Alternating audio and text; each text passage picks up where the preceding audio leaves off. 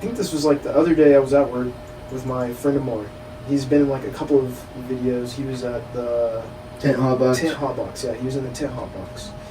And we were just talking, smoking, and he had like mentioned that he was gonna get him a couple guns and shit. And like, we just got on the talk, and I was like, well, bro, you know, you're not gonna get your license too, because like he has, or he doesn't have a med card, or like, you know, just gonna leave it there. And he was just like, yeah, no, I don't really want to get it yet, because he wants to have a gun and he didn't want his whole shit fucked up. So I was like, all right, well, I'm pretty sure in Oklahoma you can have a gun and have a med card at the same time. That shouldn't fuck it up. And then we look it up on Google and it's like, yeah, no, you can't have that.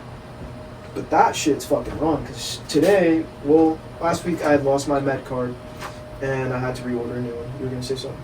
I thought they changed that a while ago. I thought that too, but we had looked it up just recently and it was still saying like you cannot possess both. Okay. And still in legal terms you cannot possess both. Before I read this off, if you are under possession of a firearm and marijuana at the same time, like literally in the same spot, like dude, you're gonna get fucked.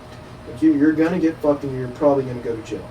Just because it's just the way you have to look at the way it looks. Like just think about it. And then even though like you could be a law-abiding citizen with a license for the gun, I mean the cops are still gonna see that. And be like, okay, yeah, this dude has weed and a gun. Like he's doing something. You know what I mean? That's just how they're gonna proceed.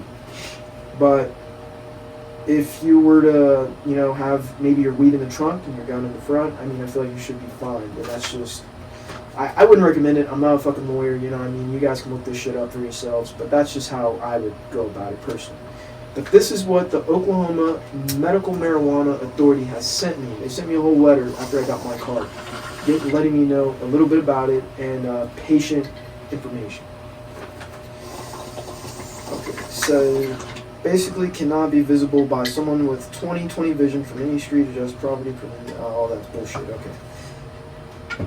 We all know the possession limits. If you guys don't know that, you can look that up for yourselves. It's not really important. That's not what I want to get at. Sharing, travel. Yeah, everyone knows you're not able to travel outside the lines with an Oklahoma med card. Try using another state. Everyone knows that. The main portion that I wanted to get to was the concealed carry shit. This is what it says. The state cannot deny a concealed carry permit to someone solely for being a licensed patient. Did you guys catch that? Did you catch that? You keep reading, but yes. That's literally that's literally it for right there. But then it goes into custody. And I didn't even think about that. But custody, licensed patients may not be denied custody, visitation, or any other parenting time with the minor.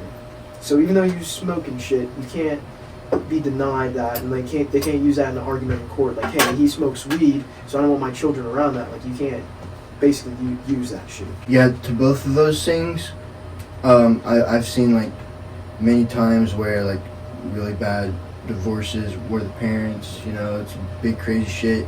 There's this dad that had a YouTube channel that I was sub to, and it was like a 16-year thing.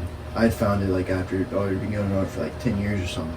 But it was like a course of like 16 years worth of videos on his channel. He was documenting just the crazy shit that was going on with his divorce and the custody and shit. And, you know, the kid wanted to be with his father. The mom was crazy, but she was trying to keep custody. That was the situation, to dumb it down. But he had a medical card in his state, and she was trying to use that. And then to the other thing, owning a gun, I'm not surprised because it is a legal right in our Constitution to bear arms, and having a medical card is like getting a prescription. So in that same way, you can't use someone's prescription to deny them their rights. So I'm not surprised that that is the case. I'm more surprised that they haven't changed that. That's what I was getting at, is because it says the state cannot deny a concealed carry permit to someone for being a licensed patient.